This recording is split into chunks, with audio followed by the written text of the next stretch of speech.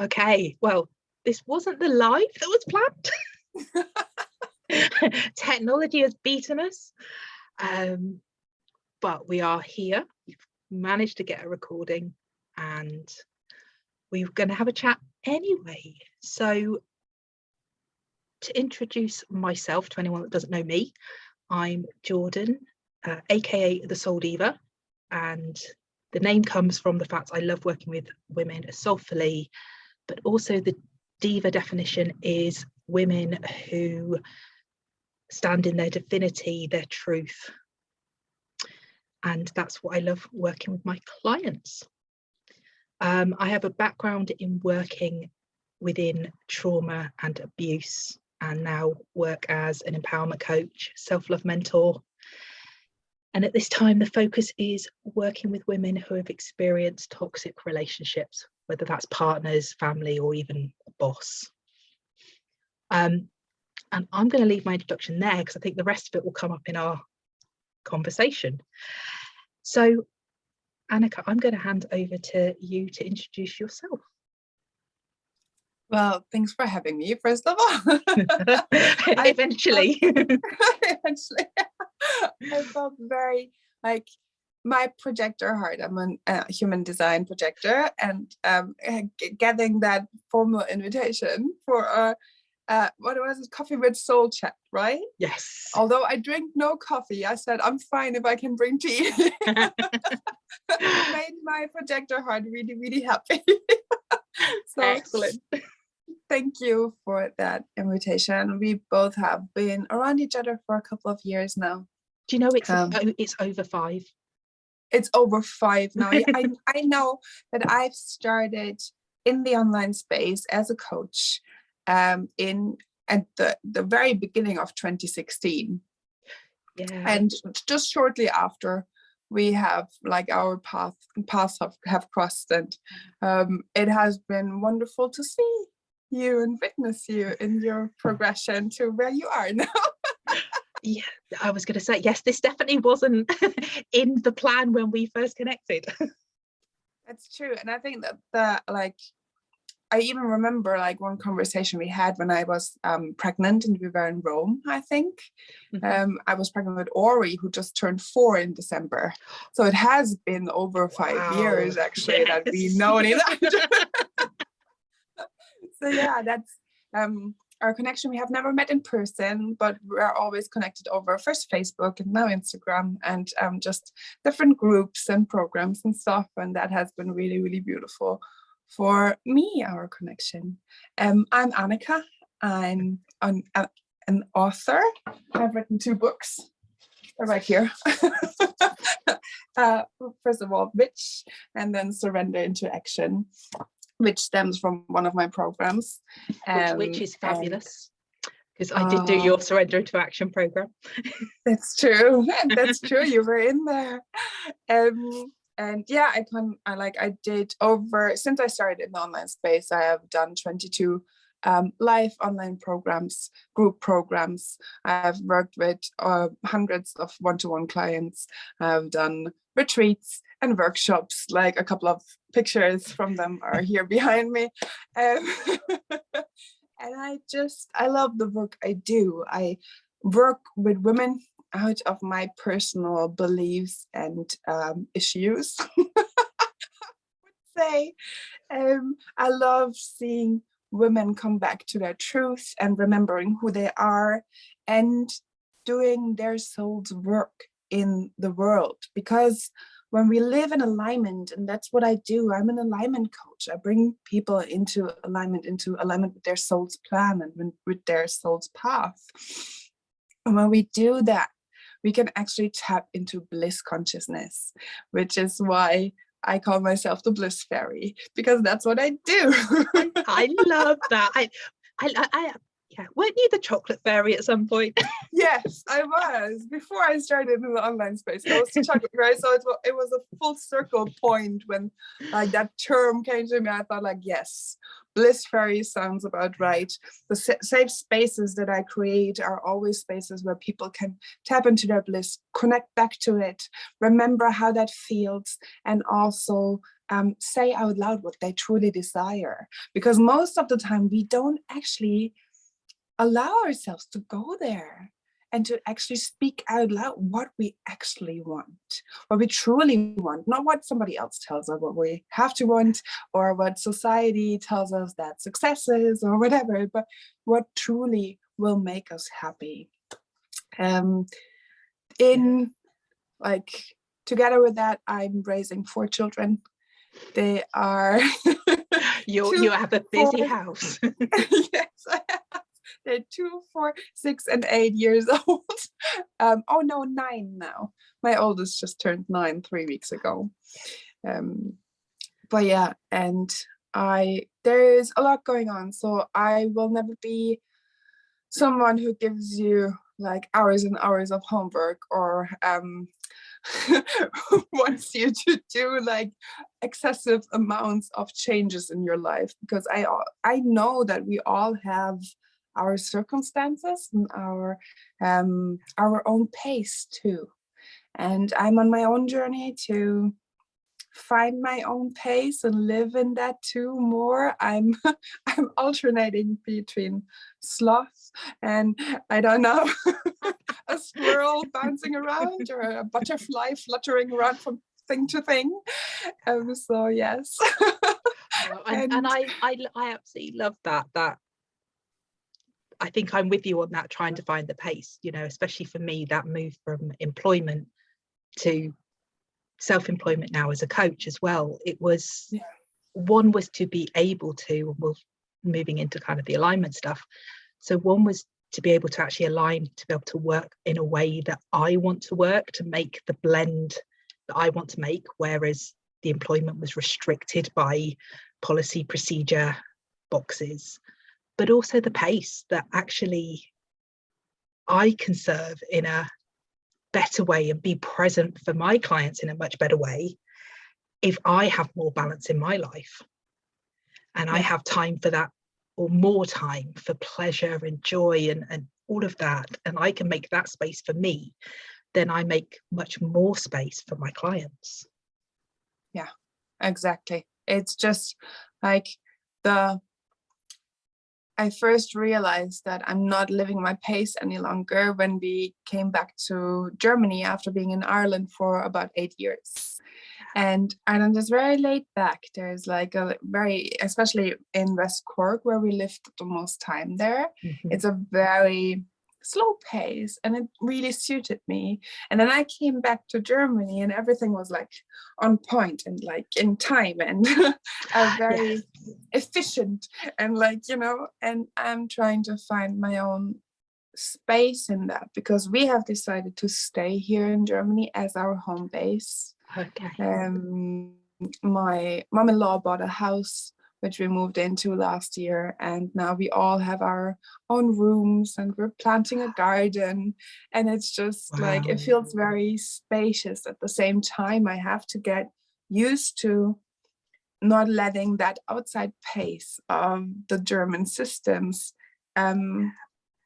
push too much into my own space and into my own pace. So yeah, and I have been burned out several times over the last couple of years, especially with like breastfeeding over 4 years, and like being pregnant with 5 children, and like, because I lost one before Luke and 2, and it's been all right to come to a place where I go like, I want to live sustainably, and that might not mean like, I don't know, having a multi-million-dollar business or whatever, but it, like, I have to look at what means bliss to me. Absolutely, right? absolutely. Yeah. And I'm aware that and I think this came up a lot during lockdown, actually, that, you know, I don't have the children, but obviously that journey has been a different journey, because I'm vocal about being childless, not by choice. So I've obviously had to go through those processes rather than the children. And I think during lockdown, for a lot of people, they had pressures if they had families, but actually not having the family was also a pressure. because there was a lot of isolation. Yeah, absolutely. And therefore you didn't have the sharing of the pleasure and the joy and the bliss, using your words. And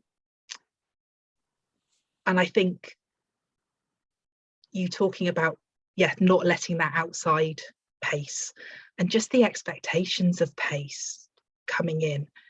And I think so often as well, and especially for everybody, but for women and anyone that's been in toxic relationships where you're trying to recover maybe yourself and your own thoughts and separate the shoulds from yourself. And it's so easy to fall into society's expectations and the societal pace, and actually, rather than stepping back and saying, I need space to learn what I want and what is me, and as you said, and actually, what's my soul want? What is it deep down that I desire? And I think, there's the not asking for it, but there's the step back from that, which is, what is it?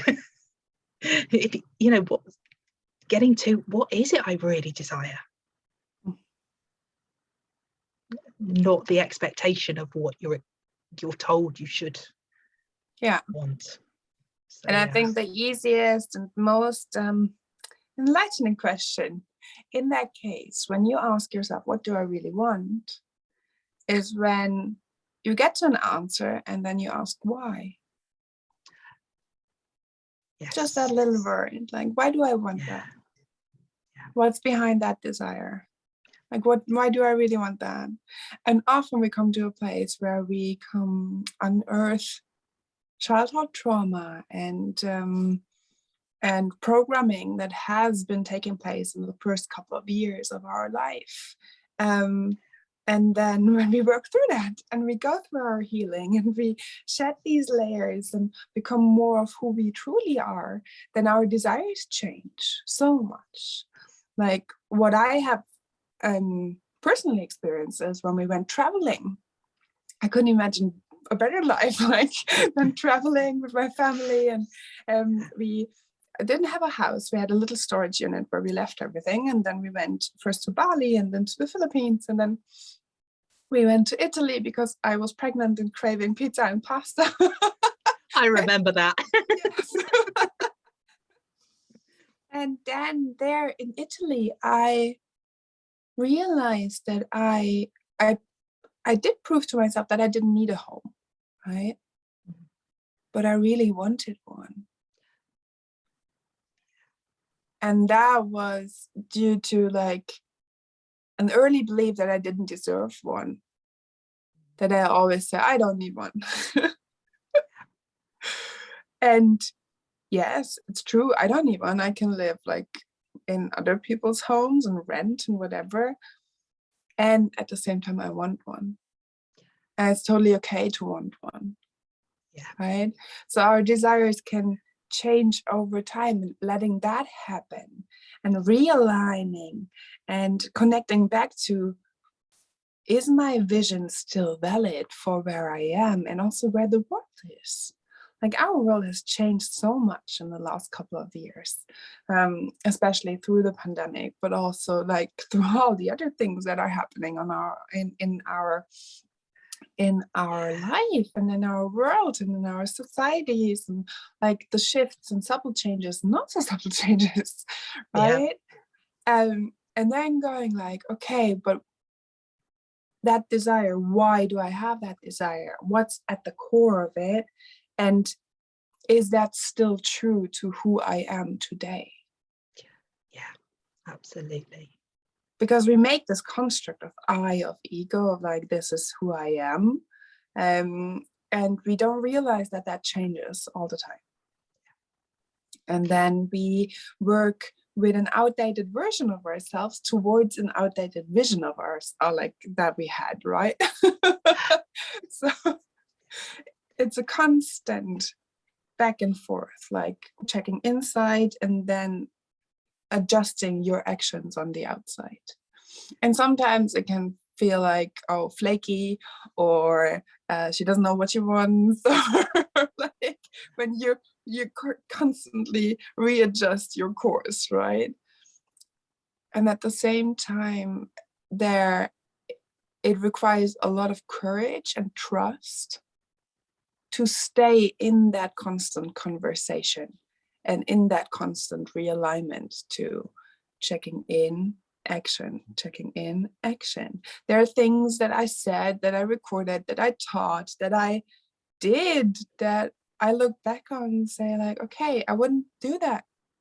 Like this version of me today wouldn't do that.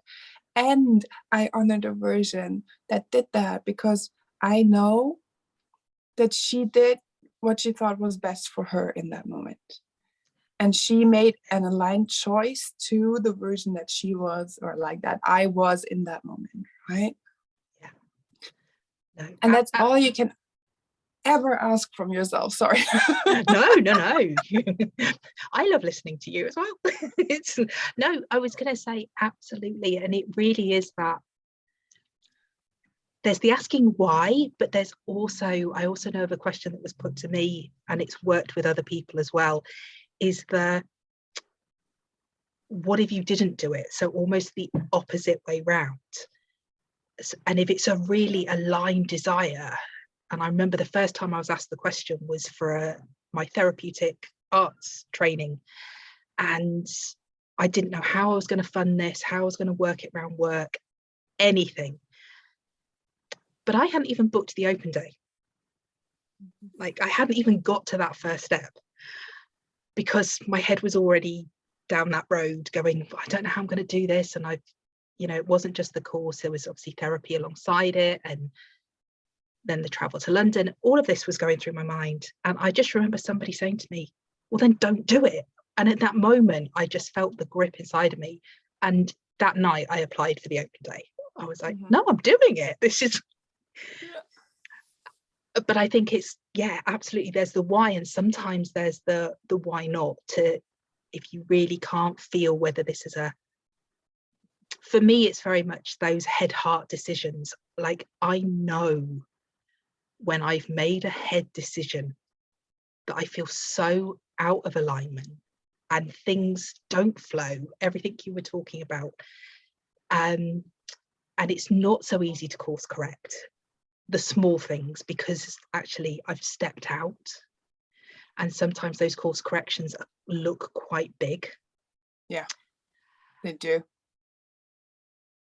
And I can, I'm thinking the last time it was stepping away from some training that would have taken me my next step, but within employment, and really feeling into that alongside the pandemic happening. So that had thrown up some other things, but really feeling in, going, this doesn't align fully. I knew why I did it, but I did it for a head decision. I did it to get somewhere, rather than going, actually, am I really into this? And carry on. There's the point of aligned living, right? Because when we live in alignment and we make our decisions in alignment to our own truth, our soul's truth, that what our heart whispers, however you want to describe it, then flow enters, then bliss enters, then joy enters.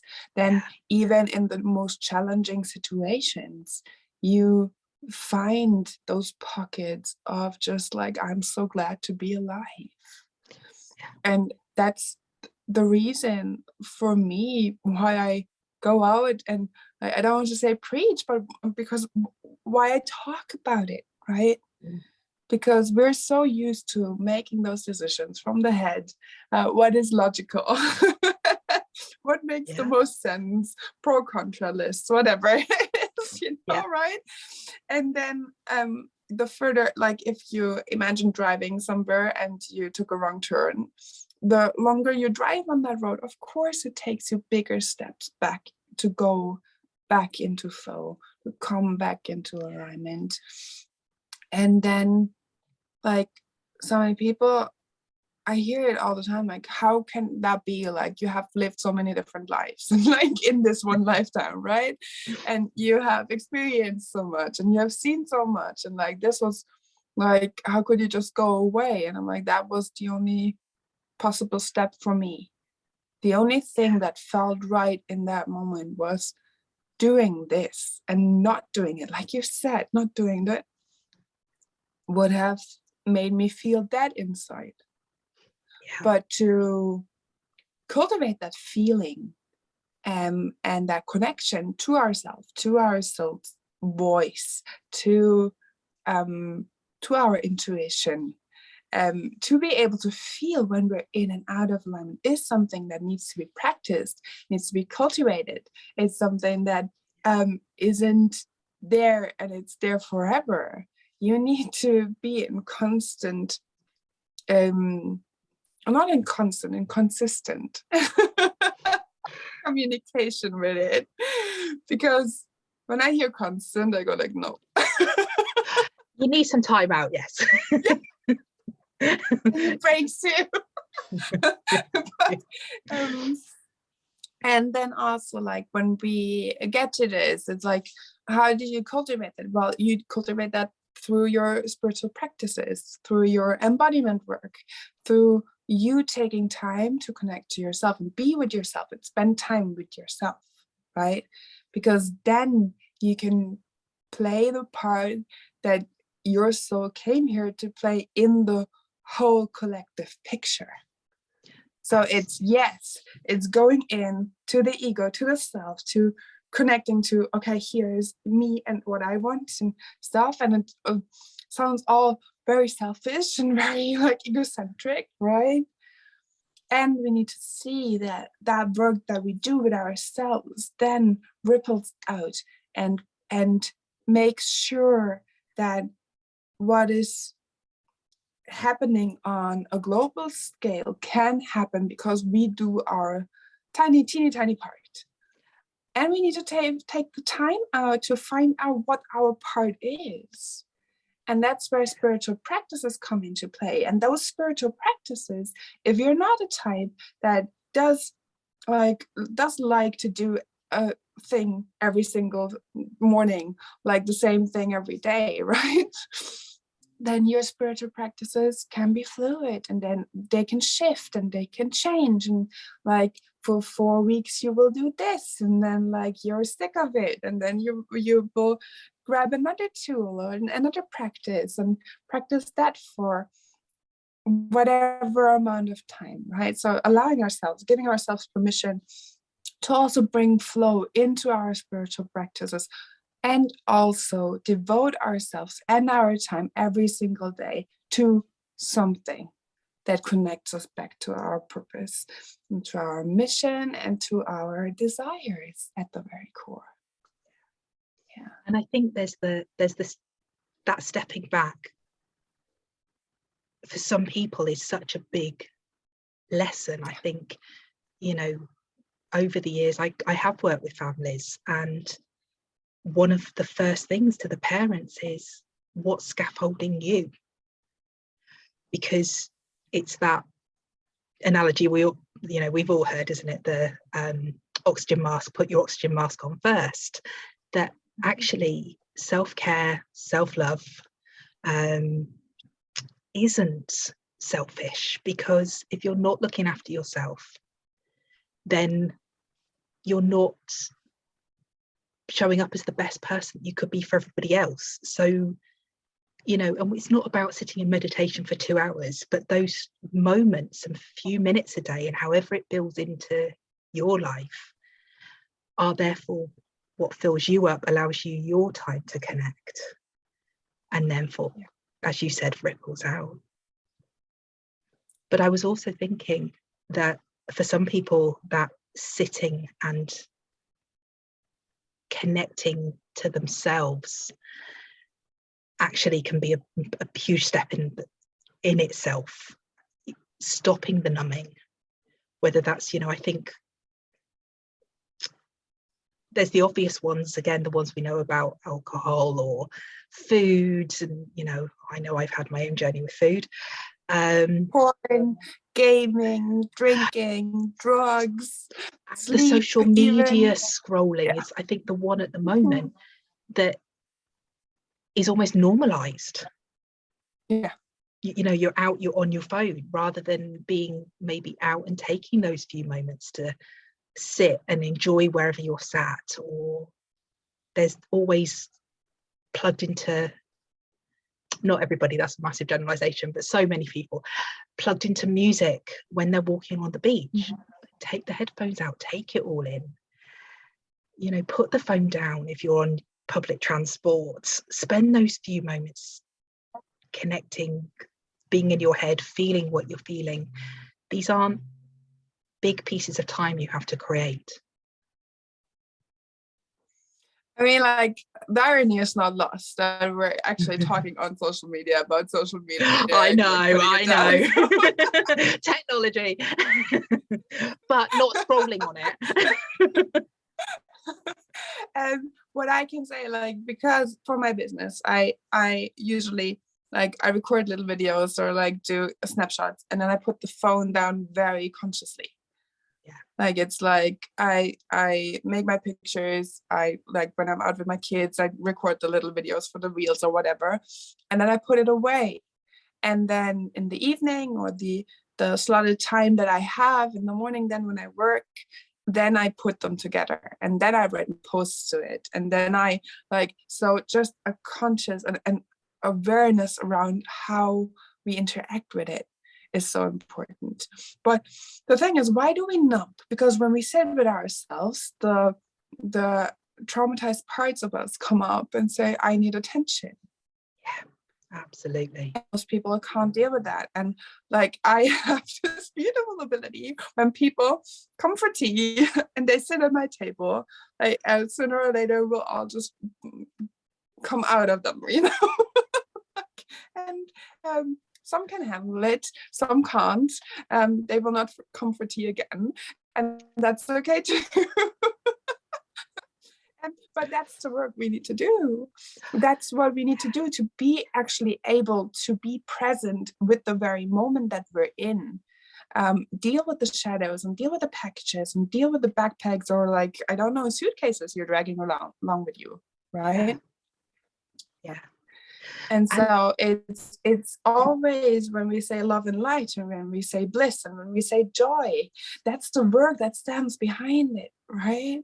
Yeah. Of course, there's, like, gorgeous, like being present with yourself in the moment, and, like, learning how to go on dates with yourself, and loving yourself, and respecting yourself, and caring for yourself is the goal.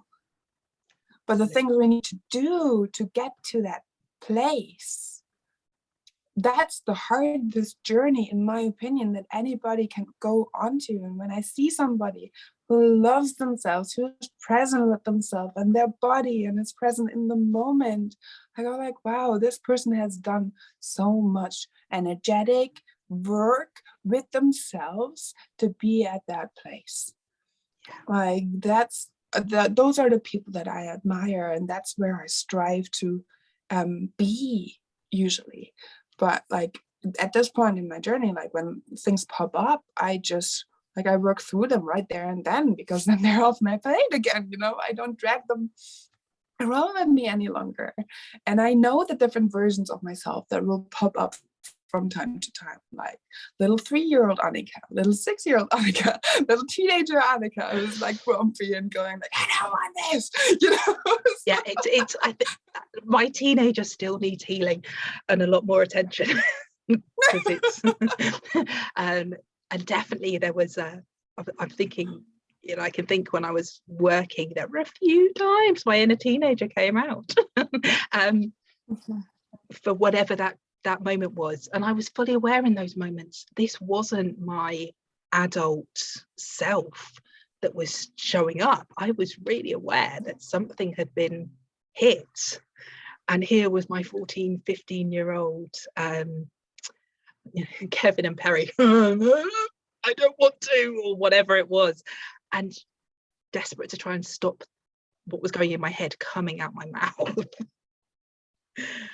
But absolutely, it's almost like to like a split vision. Like you see it from above, like from the adult, from the soul perspective, and then you watch yourself actually saying things or doing things, and you go like, oh shit. I know exactly where that's coming from, and I think I need to retreat and actually speak to that part. Yeah, we need to go and resolve this now. But like you said, that's the healing, but it's also the learning, and it's, you know, I'm just reflecting on all those bits we've talked about, from that being able to feel in, and, you know, and do the inner child healing and the trauma work, and I think sometimes, depending on where you are in your own journey, you know, that you look at that and that can just feel like this huge stop sign to so many people, because it's like, well, that feels too big to address by yourself. And that's where you need somebody by your side who knows where to go and what to do. Because like I'm working with a coach right now on like very, very deep stuff, like another layer uncovered. There's like, you know, abandonment things coming up and money things coming up and whatever. And I'm like, I'm right now working with a coach, and there's like, my ego says, stop, we're not going there, I can't handle this. And my coach then eases me into it and works me into it. And that's exactly the point why I love in-person work. And the plan for the end of this year and then the beginning of next year is doing more in-person work, more women's circles, more workshops and retreats, especially because then I bring the people that want to enter that bliss onto a bliss break, onto a retreat in a completely different environment, and then they can experience it in their body, how it feels, what like can be reminded of it. And that's the whole point of our work, right? To like, we have been there before, we have gone through it, we're still doing our work, because I don't think it's ever finished. But it's like, that's when you go to somebody else and say like, here, this is my blind spot, I can't, like, a friend of mine, Joanna Hunter, she said like, I can't see my own arse. So she's Scottish, so I love that. Love that. I need somebody to describe me what's going on there, because I can't see it. And that's where the coaches and the healers and the beautiful psychotherapists and like all these beautiful different earth angels, light workers come in. And actually, when you find somebody where your soul says, yes, this person can help me, that's when I think that you really need to trust them. And you would obviously talk about the coach, and the same for me. I'm coming towards the end of work with one coach, but it's certainly not going to stop. I'll be on to the next. And for me, you know, even after years of therapy and energetic healing and other coaching and spiritual healing, the program I've just done has been possibly the biggest deep dive, because this one put it all together, and you know, and pulling, quite literally, I think I was ready to go and pull stuff up by the roots. I knew it was still there, and going in and just like, yes, let's pull it up. But I couldn't have done that on my own.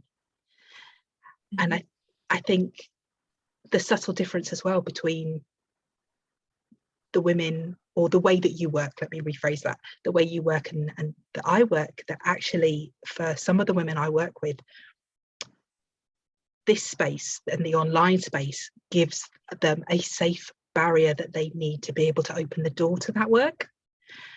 And yes, of course, you know, doing that in-person stuff, I love my face-to-face, and I'm with you that my intention, maybe not this year, but next year, to be able to do, you know, those small groups or small retreats. But actually this online space as a setup, being in their own space, not needing to think about how they're showing up, not even thinking about how they're going to have to walk out the front door to somebody. there is that safe barrier. So I know we were talking earlier about, you know, social media and that irony, but actually it provides some level of security as well. And I think for me, this is at the moment, the focus of my work is being able to do that and say, right, let's take the next step, first step even. Let's get you into the first step of it all. And that's the beauty of it, right? When your soul calls you to something, trust that you get exactly what you need there. Yeah. And then like you will learn from every single person you go in and learn something. Like I'm a big fan of lifelong learning. Like it's just like it never stops, and I will always be a student and I will always be a teacher for everybody that I meet, right? And so just trusting that the pieces will slowly come together. And then of course, like when you're just out of an abusive relationship and you're in a safe space, you have your own space now, then that might feel too much to go on an in-person workshop or attend a women's circle and be in the presence of other people, because you are just too raw, and you need that safe space and heal in that safe space first. Now, I know that like part of my medicine are my hugs, and like even yesterday we celebrated my birthday early, and like I had 4 women that are relatively close to me, like they're living in the village and around, and they came and we had a beautiful deep conversation. We had some ceremonial cacao, and then it went deep. So it's like, you know, and at the end we said goodbye to each other, and 2 of them hugged, and they were like, oh no, that was the wrong way. Because I always teach that you, like, everybody hugs this way, but I always teach that you hug heart to heart, so the connection goes deeper, instead of like cutting that connection between the energies off, right? And I'm just seeing that even though none of them has worked with me in a professional capacity before, I still did my soul's work by like bringing them together, first of all, because they were like, it was a really beautiful energy, like just that group together. And then also like seeing that at the end, like that my teachings flow into everything I do, you know? And like hearing them say like, oh no, that's the wrong way. You know? That was really beautiful. And I missed that in online work. Like I said, we traveled before, like I was location independent.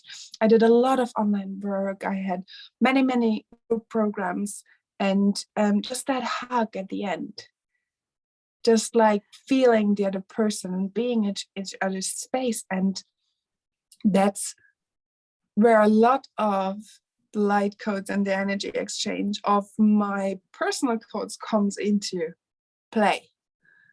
Where it's like basically like grounding it all and bringing it all down into the body through that hug. And so that's quite impossible over the online space. Absolutely. Yeah, unless you hug your computer, but yeah. Who knows, like in 10 years we have hugging suits or something. But I think, like you said, it's working in alignment with where, from our side, from where we are, and it's also when you're searching, wrong word, because I don't think we search for anybody. I think they find us as much as we find them. I think, you know, every single person I've ever connected with, that I've worked with, you know, even when it's been find somebody in the yellow pages, I have been drawn to a particular person.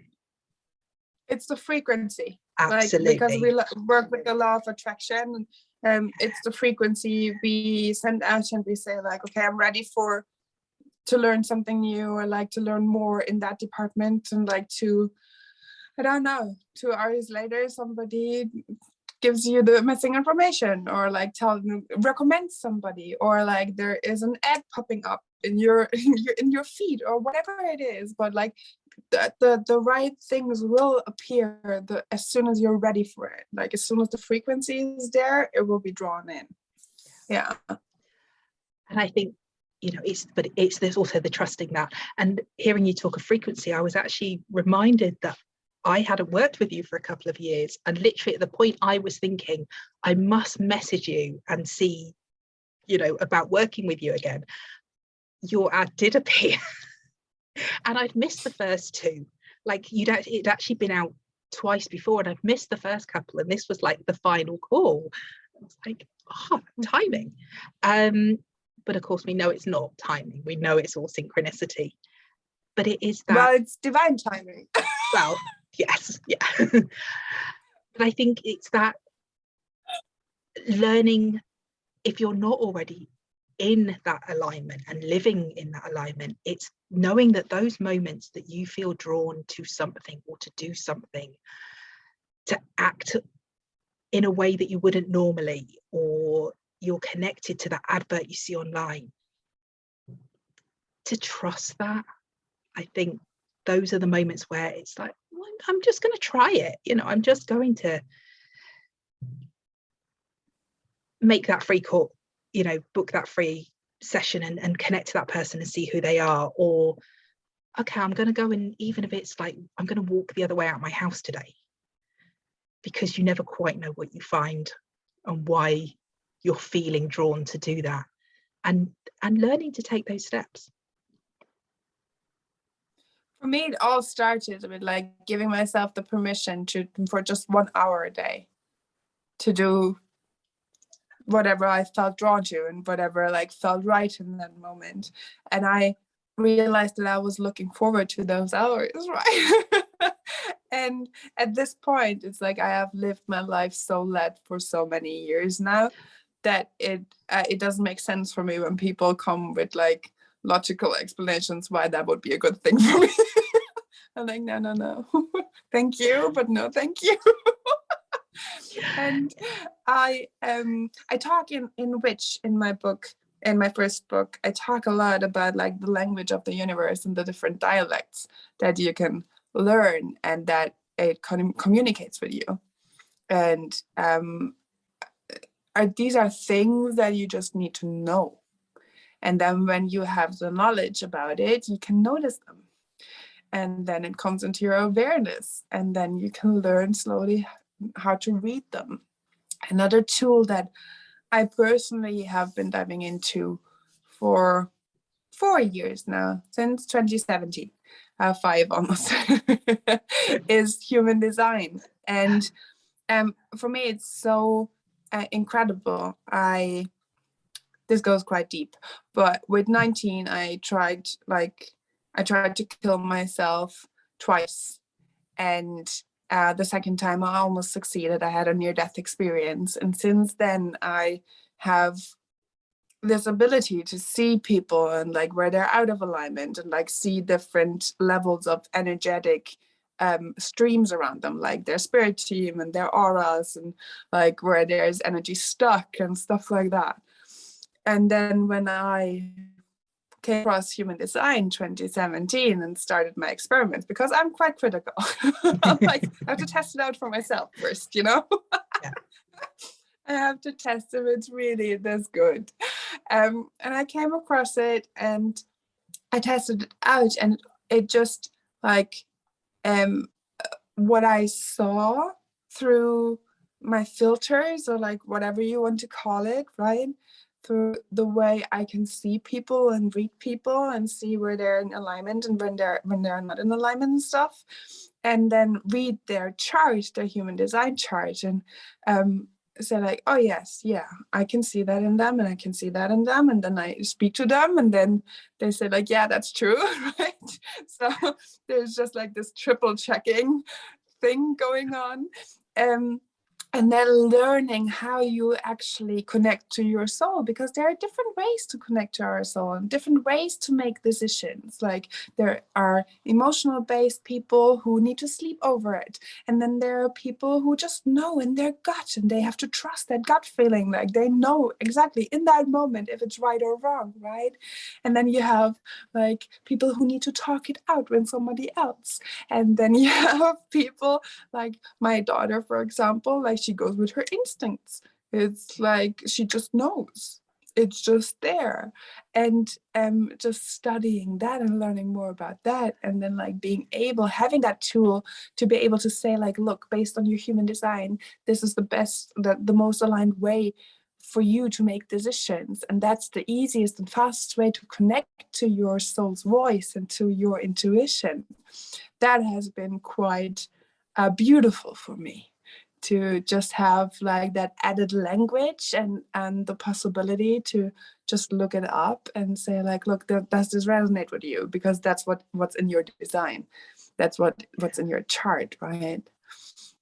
And on the other side, always seeing it just as a tool, as a bit of information that we can use if it feels aligned in our body with us. So we need to do a whole other conversation on human design, because otherwise we're going to be here for ages. But no, absolutely. I know when I got my chart, like mine's the last couple of years, maybe even the last year.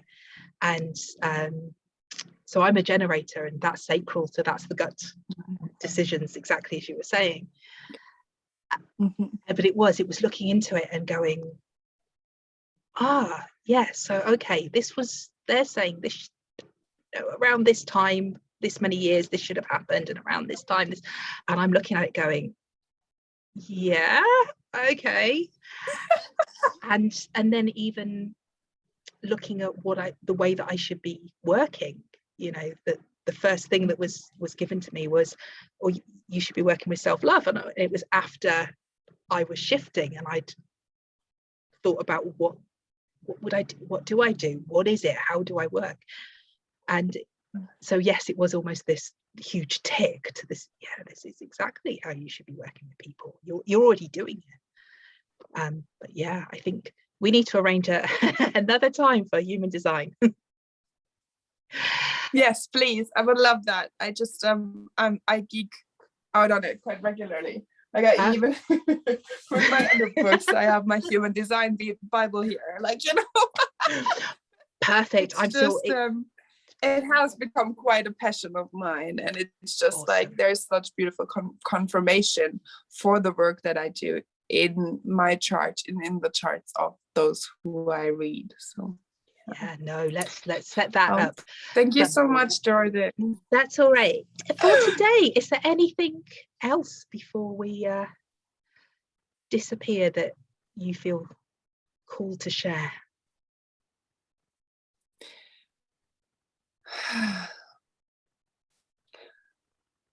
Yes, I think in a world that is changing so rapidly, and in this time we're living in right now, there is nothing more important than to remember who you truly are and why you came here, and then walking in alignment with that knowledge and with your desires every single day.